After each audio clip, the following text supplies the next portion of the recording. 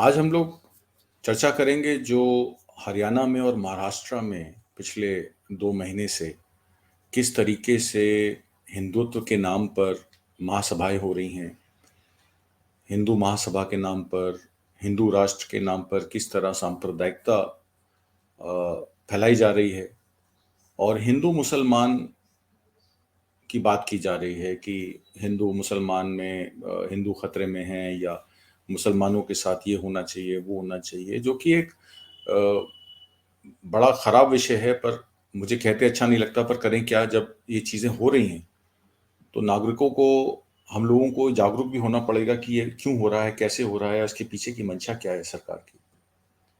हरियाणा में आपने देखा जिस तरीके से केंद्र ने किसानों पर हमला किया, जब पंजाब से किसान आए किसान आंदोलन में चलते, तो हरियाणा में उन पे लाठियाँ बरसाई गईं, वाटर कैनन लगाए गए कि वो दिल्ली ना पहुँचे। हाँ, अव्वल वो दिल्ली किसी तरीके से पहुँच गए, दिल्ली का घेराव किया और 3 कृषि कानूनों पे सरकार को वापसी लेनी पड़ी।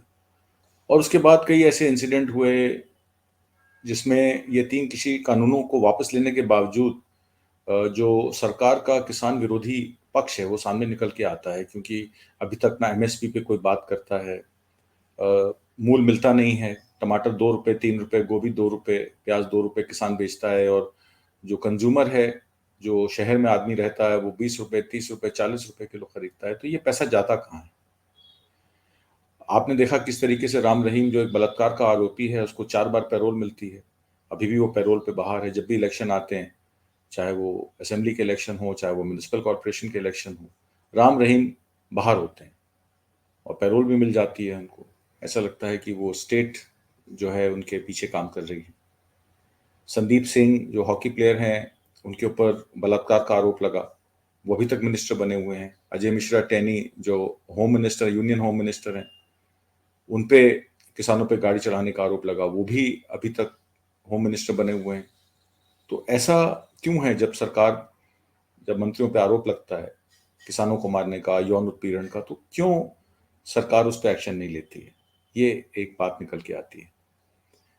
और हत्यारों को बंदूकें और पुलिस सुरक्षा के साथ घूमने की अनुमति देती है। आपने देखा किस तरीके से पिछले हाल ही दिनों में एक मानेसर में और पलवल में 2 जगह एक महापंचायत लगाई गई, जिसमें मोनू मानेसर और उनके सहयोगी जो गांव प्रोटेक्शन एक्ट, गौ सुरक्षा एक्ट में हरियाणा के, वो पुलिस के मुखबिर भी हैं और वो प्रोटेक्शन दे रहे हैं गाय के नाम पर, और अपनी स्कॉर्पियो लेकर और बड़ी गाड़ियां लेकर वो लोगों के पीछे भागते हैं, उनको दौड़ाते हैं, मारते हैं, पीटते हैं, मार पीट के उनके वीडियो डालते हैं। यहाँ तक कि 2 लोगों की भिवानी में हत्या भी कर दी गई। और उसके बाद राजस्थान में बताया गया कि वो मामला राजस्थान के 2 लोगों का है, नासिर और जावेद। तो ये सब जुनैद और नासिर का ये क्यों है? ये किस तरीके से सरकार तक संरक्षण इन लोगों को प्राप्त है और महापंचायत करके ये कहा जाता है इसकी सीबीआई जांच कराई जाए। इसमें गौ रक्षकों का जो ये बना हुआ है, मोनू मानेसर की टीम जो है, इनका कोई योगदान नहीं है। पब्लिक का प्रेशर बनाया जाता है सरकार पे, गवर्नमेंट पे। तो ये क्यों होता है? इसके बारे में चर्चा करनी चाहिए।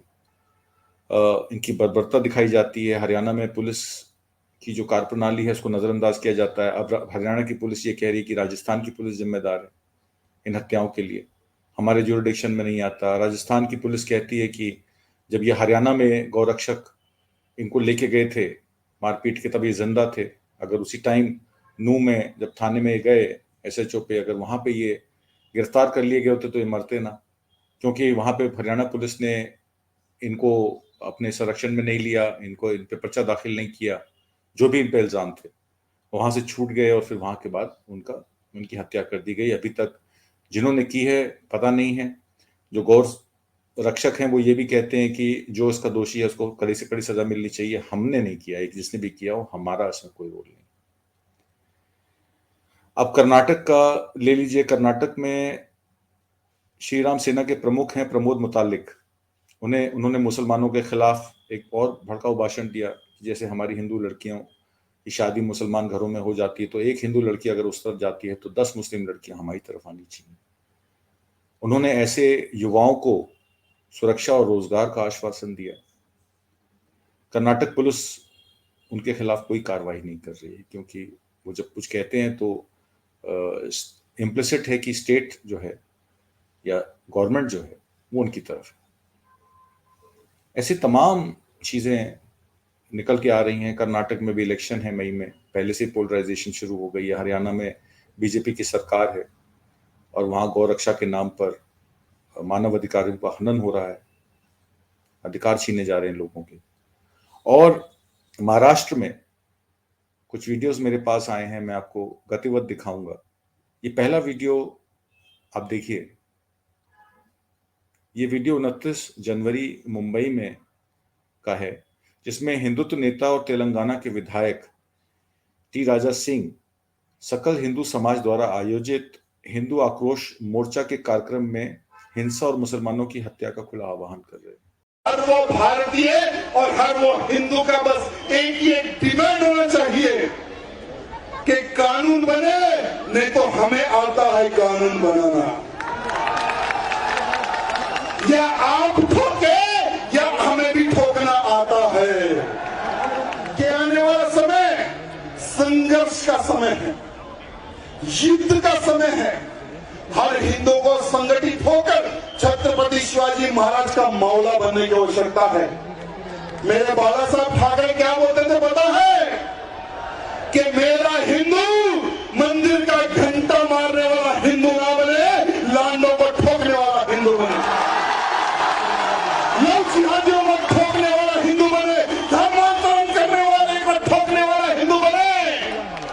अरे मेरे छत्रपति शिवाजी महाराज ने गौ माता की रक्षा के लिए बाली उम्र में कसाई का हाथ काटा था, कसाई की गर्दन काटने वाला हिंदू बने। ये बाला साहब ठाकरे जी का सपना था और उनके बोल थे। आज महाराष्ट्र की पवित्र धरती, हिंदुओं की धरती, सचमुच में इसको फिर से एक बार हिंदुओं की अगर धरती बनाना है तो तैयार हो जाओ मेरे हिंदुओं, कमर कस लो। ये चिंगारी महाराष्ट्र से उठनी चाहिए, पूरे भारत देश में एक ज्वालामुखी बननी चाहिए। जब तक धर्मांतरण पर, गौ हत्या पर, लव जिहाद पर कानून नहीं बनता है, हमें खामोश बैठना नहीं है। केंद्र सरकार हो या राज्य सरकार हो, अगर इस चिंगारी को यहीं रोककर लव जिहाद पर। उसके बाद ये वीडियो दो नंबर वीडियो देखिए। वो मुल्ला, वो मियाँ, उनको यहाँ से चेतावनी देती हूँ कि यही समझ जाओ, नहीं तो ये हिंदू दिख रहा है ना अभी जो लाखों की संख्या में, वो बलि देने के लिए भी कम नहीं पड़ेगा। बकरा जो बोलते हैं ना हम हमारे में, बकरा जो है वो बिना मूंछ का बकरा हमें ये मियाँ में दिखाई देता है।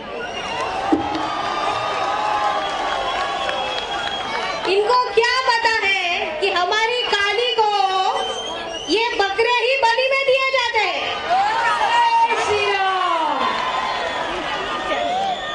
ये मन से मैं वो मियाँ को आह्वान करती हूँ और चेतावनी देती हूँ, यही रुक जाना, नहीं तो आज अष्टमी है नवरात्रि की, आपको यहीं से आपका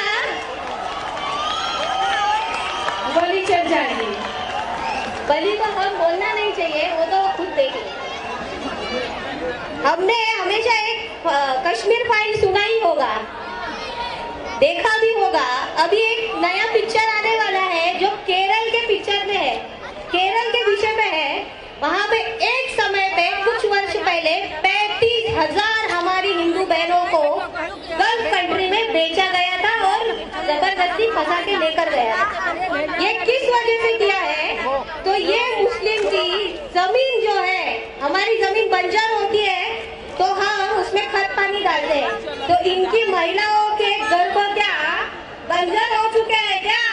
तो हमारी महिलाओं के गर्भ की जरूरत पड़ रही है इन्हें। ये हिंदूवादी नेता साक्षी गायकवाड़ ने अपने नरसंहार भाषण में ये कहा है कि मुस्लिम बलि एक मेमने की तरह होती है जो बलिदान होने की प्रतीक्षा कर रहे हैं। इस तरीके की भाषा का उपयोग किया जाता है। और उसके बाद मुंबई महाराष्ट्र में आप ये वीडियो देखिए।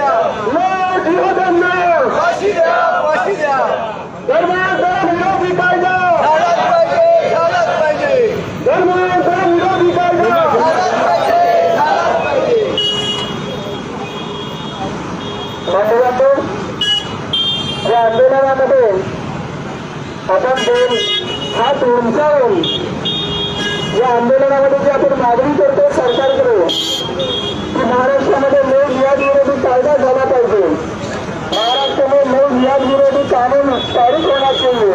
इसी प्रकार से महाराष्ट्र में एवं पूरे देश में हिंदुओं का जो धर्मांतरण चल रहा है उसके विरोध में सरकार ने कठोर कानून पारित करना चाहिए। इसलिए इस आंदोलन में हम समस्त हिंदू संगठित हुए हैं। हम जोरदार घोषणाएं देंगे।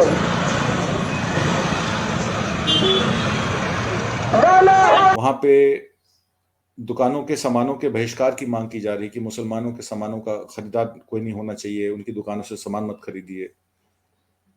और दूर दराज के समूहों के द्वारा आयोजित रैली में 10,000 से लोगों ने इस रैली में हिस्सा लिया, जिसमें ये सब बातें कही गई। ये उसका वीडियो है। उसके बाद नगर महाराष्ट्र में ये वीडियो देखिए। मैं हिंदुस्तान की मुस्लिम बहनों को ऑफर दे रहा हूं कि हमारे हिंदू युवा बच्चों से विवाह करोगी तो पहला फायदा है 3-3 सौतनों को झेलना नहीं पड़ेगा।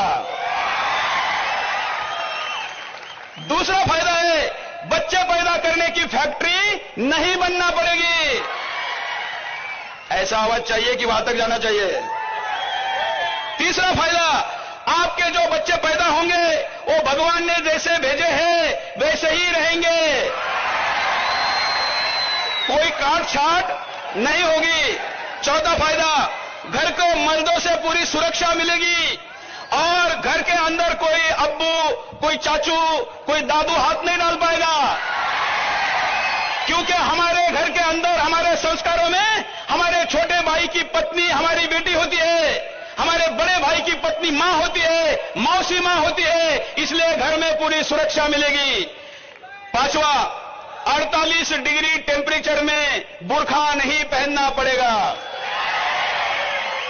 छठा, पति के संपत्ति में बराबर की मालकिन रहोगी और हिंदू समाज के लिए देवी रहोगी।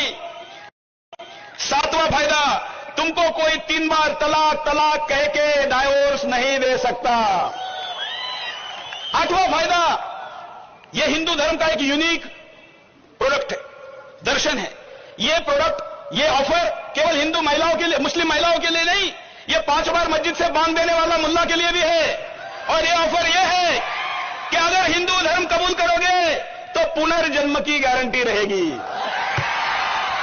उधर है क्या?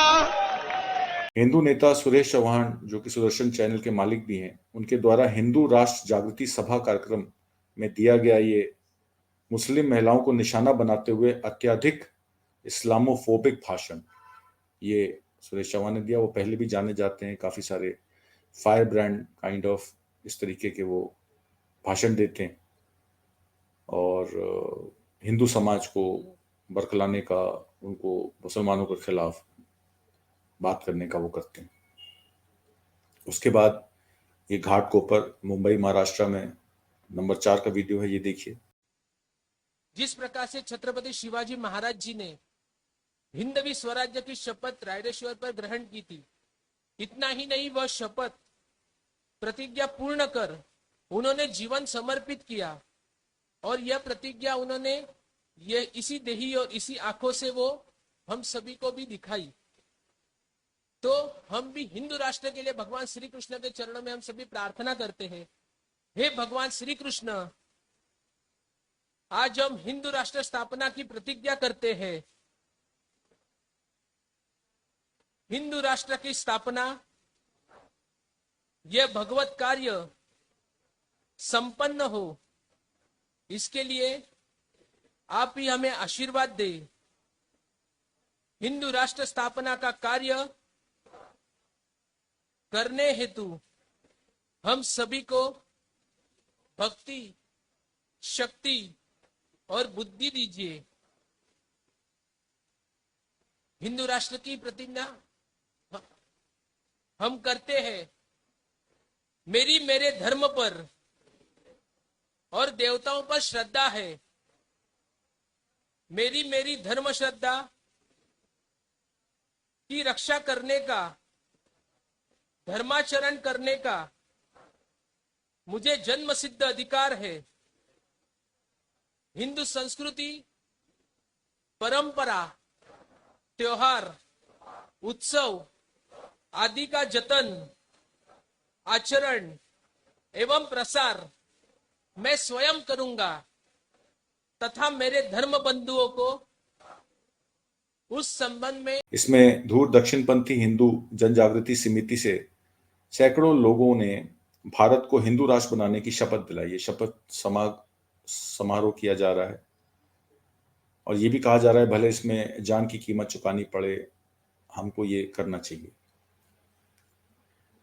फिर बोईसर महाराष्ट्र का ये वीडियो देखिए। और पुलिस ने कहा है कि आप डंडा हाथ में मत लेकर चलो। मैं उनको कहना चाहता हूं, ये डंडा, ये बजरंग दल का डंडा है, ये समाज के सुरक्षा का डंडा है। मेरे पुलिस भाई को मैं कहना चाहता हूं, ये डंडा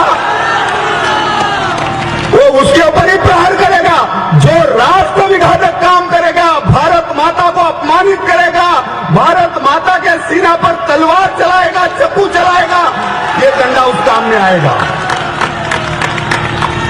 और आपको मैं कहना चाहता हूं, पुलिस हमारी दुश्मन नहीं है। जिस पुलिस के द्वारा हमारी सुरक्षा होती है और जब जब समय आता है तो बजरंग दल भी अपना शौर्य नहीं दिखाता, उनके साथ सेवा का काम करता है, उनके साथ कंधे से कंधे लड़ाता है और भारत माता के और समाज की सेवा करता है। किसी में इतनी ताकत नहीं हिंदू की बेटी को उठा के ले जाए।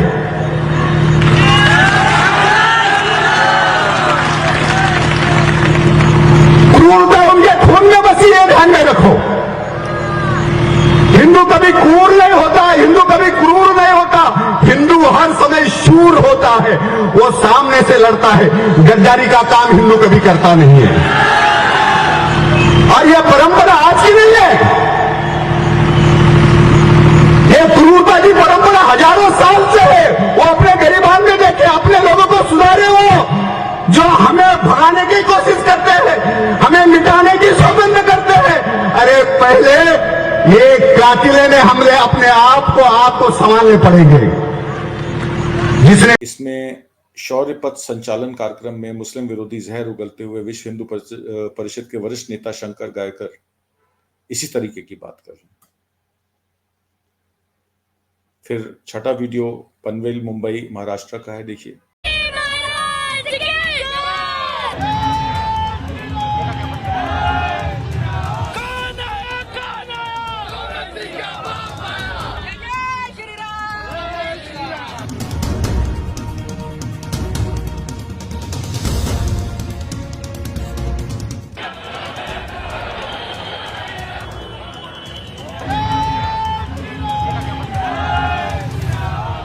तुम्ही पाहू शकतात की आपण इकडे आलो आहे शिवाजी पार्कच्या जवळ। आता सकल हिंदू मोर्चा आहे, आपण काहीतरी जे प्रोटेस्टर्स आहेत त्यांच्याशी बोलून घेतो। महाराष्ट्र राज्यातील बीजेपीची सरकार पण आहे आणि तुम्ही त्यांच्याशी काय बोलला काय आणि तुमची डिमांड त्यांना क्लॅरिफाय करा। आमची डिमांड त्यांच्या संगती कॅलिफ्राय कागदोपत्रे आमच्या वरिष्ठांनी त्यांच्याकडे पोचवलेली आहे की लव जिहाद, लँड जिहाद आणि धर्मांतरण या 3 मुद्द्यावरती लवकरात लवकर तुम्ही कायदा पारित केला पाहिजे. हेच आमचा उद्देश आहे आणि हा एकमेव उद्देश घेऊन सकल हिंदू समाज आज रस्त्यावरती उतरला आहे आणि ती मागणी पूर्ण करणारच, करून घेणारच आहोत. आजच्या हे प्रदर्शनची आवश्यकता होती का? हो, जरूर आहे. सर्व हिंदूंना एकत्र येण्याची गरज आहे, कारण की आमचे हिंदू मुली आज धर्मांतरण केल्या जात आहेत. फक्त अब्दुल सारखा एक मुलगा येतो, कॉलेजच्या धर्मांतरांमध्ये जातो, मुलीला आपला धर्म न सांगता धर्म लपवून तिच्या संगती लव जिहासारखं प्रकरण करतो. आज ही नवीन गोष्ट नाही आहे. अब्दुलनी दिल्लीमध्ये ज्या मुलीचे 35 तुकडे केले, ते तुकडे केल्यानंतर या देशाला जागृती आली असं नाही. या अगोदर सुद्धा, या आधी सुद्धा अत्यंत किती मुली केरळ, महाराष्ट्र इथून या लव जिहादच्या माध्यमातून कन्वर्ट होऊन ISI मध्ये भरती झाल्या. इसमें हिंदू जनजागृति समिति के सदस्यों ने भारत को हिंदू राष्ट्र घोषित करने और लव जिहाद के लिए मृत्युदंड की मांग को लेकर एक विरोध प्रदर्शन किया. ये देखिए, ये विरोध प्रदर्शन किस तरीके का है.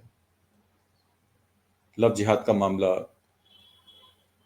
कि इसमें 2 अलग समुदाय के लोग शादी ना करें, लव जिहाद ना हो, ये यूपी में भी हुआ है इसके बारे में कई जगह. उसके बाद 7 नंबर पे नंदुरबार महाराष्ट्र का ये वीडियो है, जिसमें दक्षिण पंथी हिंदू पुजारी कालीचंद महाराज जो हैं, उनकी सारी तैयारियां हैं. मुसलमानों की सारी तैयारियां हैं. मदरसों पे, मस्जिदों पे जब रेड बढ़ती है पुलिस की, तो तलवार के, RDS के, AK-47 के, बंदूकों के जखीरे मिलते हैं. न्यूज पढ़ते हो कि नहीं पढ़ते हो? पेपर, अखबार पढ़ते हो कि नहीं पढ़ते हो? कभी मंदिरों पे रेड गिरने के बाद में कोई मिले तलवारें, बंदूकें मिली है? लेकिन ये न्यूज कई बार सुन लिया आपने, 500 तलवारें मिली मस्जिदों में, मदरसे. पढ़ी कि नहीं पढ़े?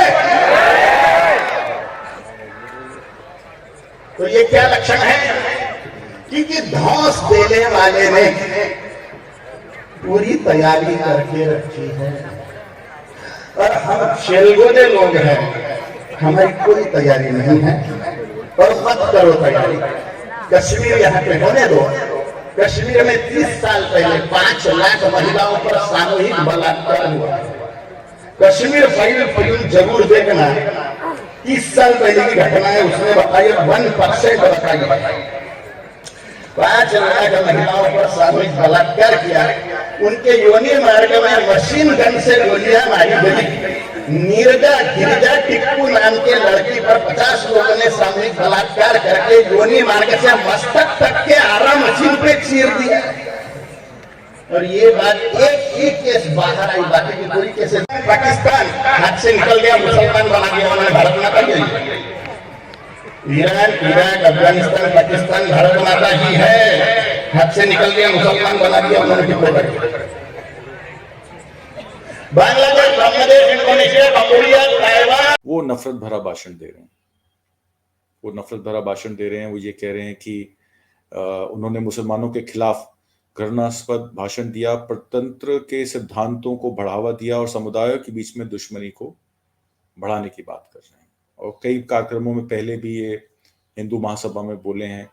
इन पर केस भी दाखिल हुआ था, इन्होंने माफी भी मांगी थी. उसके बावजूद इनका चलता आ रहा है तब से अभी तक, और कब तक चलेगा ये हम नहीं जानते. उसके बाद पुणे महाराष्ट्र में ये देखिएगा 8 नंबर पे आसाराम बापू दिवस कार्यक्रम में ये सारे कलम बंदूक तलवार वालों के सामने सरेंडर हो गए, क्योंकि हाथ में सिर्फ कलम था, शस्त्र नहीं था. और जिनके हाथ में शस्त्र थे उन्होंने उसका प्रतिकार किया, उनको पराजित किया और आज भी आपको हिंदू बना कर रखा हुआ है. लेखनी की, पेन की, पेंसिल की, पत्रकारिता की अपनी अहमियत है, लेकिन शस्त्र की अहमियत समाप्त नहीं हुई है.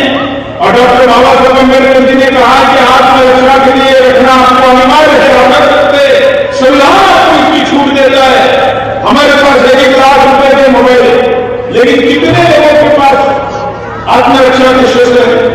अपनी आत्मरक्षा के लिए आने वाले दिनों में जो स्थिति पैदा होने वाली है उसके लिए आपको उस पर सोचना चाहिए या भी नहीं। सुदर्शन न्यूज के मालिक फिर से सुरेश चौहान और दूर दराज नेता सुरेश चौहान ने हिंदुओं से हथियार रखने का आह्वान किया कि हथियार रखें आप लोग। फिर 9वें नंबर पे बारामती महाराष्ट्र में दक्षिणपंथी हिंदू पुजारी कालीचरण महाराज हिंदू जनजागृति मोर्चा द्वारा आयोजित एक कार्यक्रम में मुस्लिम विरोधी अभद्र भाषा षड्यंत्र के सिद्धांत और समुदाय के बीच में दुश्मनी को फिर से ये बात कर रहे हैं। कारण की जितकी लोक मुसलमान नाही आहेत ते सगळे काफिर आहेत आणि काफिर कातिले काय म्हणतात त्याला वाजिबुल का सगळ्या जगालाच मुसलमान बनवायचं आहे। कारण की जितकी लोक मुसलमान नाही आहेत ते सगळे काफिर आहेत आणि काफिर कातिले काय म्हणतात त्याला वाजिबुल कत्ल है वाजिबुल कत्ल लिहिलेलं आहे कुराण मध्ये की काफिर मारून टाकण्यास योग्य आहे। मग आपण काफिर म्हणजे कोण? जो कुफ्र करे वो काफिर। कुफ्र करणं म्हणजे काय? अल्लाह किंवा कुरानला न मानणे हे कुफ्र आहे। मग आपल्यापैकी कोणी मानते काय? नाही मानत। मी तर नाही मानत, मग मी काफिर आहे, मग मी मारून टाकण्यास योग्य आहे। काफिरों की औरतें लूट का माल है और वो मिल बैठ के खाना चाहिए। जितना भी लूट का माल है वो हलाल होता है। काफिरों की औरतें भी लूट का माल है आणि एका महिलेवर 50-50 जणांनी बलात्कार करणं ही काही पाप नाही। काश्मीरमध्ये 5 लाख महिलांवर 30 वर्षापूर्वी सामूहिक बलात्कार झाला आणि त्यांच्या योनी मार्गात मशीन गननं गोळ्या मारण्यात आल्या। गिरजा टिक्कू नावाच्या पोरीवर 50 जणांनी बलात्कार केला आणि योनी मार्गापासून मस्तकापर्यंत आरा मशीननं कापून टाकलं तिला। हो, तुम्ही तो सिनेमा का पहा, त्याचं नाव काय आहे? काश्मीर फाईल्स। जरूर पहा, असं सिनेमा पाहिले पाहिजे। त्याच्यात जे दाखवलेलं आहे ते 1% नाही आहे, त्याच्यापेक्षा 100 पट जास्त घडलेलं आहे। जोपर्यंत मुसलमान कमी आहेत तोपर्यंत भाईचारा, मुसलमान वाढले की वो भाई कोई चारा बनाने वाली कौम है। काश्मीरमध्ये हेच झालं। गजबा हिंद त्यांना करायचा आहे आणि ते अर्धे सक्सेस आहेत। अर्धे कसे? त्यांनी। और आखिर में लातूर महाराष्ट्र में हिंदू दूर दराज नेता और तेलंगाना के विधायक टी राजा सिंह अभद्र भाषा देते हैं। हमारे सीनियर साहब से निवेदन करना चाहूंगा, ये पॉलिटिकल मंच नहीं है, लेकिन मैं आपको वार्न करना चाहूंगा, ये मेरी नहीं, हिंदुओं की हिंसा है, हिंदुओं की हिंसा है। हमारे महाराष्ट्र की धरती पर कोई भी लोग जिहादी जिंदा न बचे।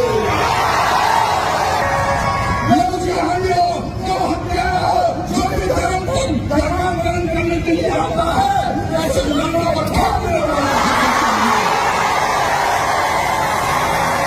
मेरे दोस्तों, मेरे मित्रों, मरना एक बार है, याद रखना।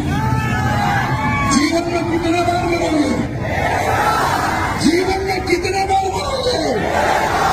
अरे जब भी मरो इतिहास लिखकर मरो।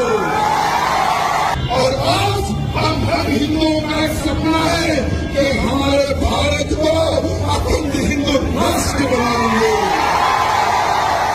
छत्रपति शिवाजी महाराज के सपने को हमें साकार करना है। साकार करना है ना? साकार करना है ना? तो जितने अफसल की नाजायज औलादे हैं उनको छत्रपति शिवाजी महाराज ने अफसल का सीना फाड़ कर भगवान लगाया था। अरे वो समय पर एक अफसल था, लेकिन आज हर चौराहे पर, हर गली में, हर विधानसभा में सब इसके अफसल खान की राजा औलादों की संख्या। शिवाजी महाराज की जयंती के उपलक्ष्य में हजारों लोगों की रैली में हिंसा और मुसलमानों की हत्या के लिए स्पष्ट आह्वान करते हैं। ये सारे ये वीडियोस हैं और इस वीडियोस में तमाम हेट स्पीच, हिंदू मुसलमान और ये सब झगड़े, इस पे बात की जाती है। असली मुद्दा जो देश का है, विकास का मुद्दा है, देश की राजनीति का मुद्दा है, देश में इनफॉर्मल सेक्टर का मुद्दा है। आपने देखा किस तरीके से सकल घरेलू दर 5.5 से 6.5% बढ़ के आ गई, जिसकी वजह से तमाम लोगों को दिक्कतें आ रही हैं। रूरल एरियाज में ये इन्फ्लेशन 8% से ऊपर है, क्योंकि आपको पता है जो रूरल एरियाज हैं, ग्रामीण इलाके हैं, उसमें ज़्यादातर लोग की खरीदारी जो है खाने के सामान में और उपयोगिता के सामान में ज़्यादा होती है, और फूड इन्फ्लेशन बहुत ज़्यादा है। इस बार भी गर्मी अगर ज़्यादा पड़ी फरवरी मार्च में, तो गेहूं के दाम फिर बढ़ जाएंगे। अभी 35 रुपए किलो मिल रहा है, फिर 45 रुपए किलो मिलेगा। हर चीज़ के रेट बढ़ रहे हैं। इनफॉर्मल सेक्टर जो कि 84% लोगों को नौकरियां देता था, वो बिल्कुल डेड पड़ा है। कंज्यूमर ड्यूरेबल्स की डिमांड नहीं है।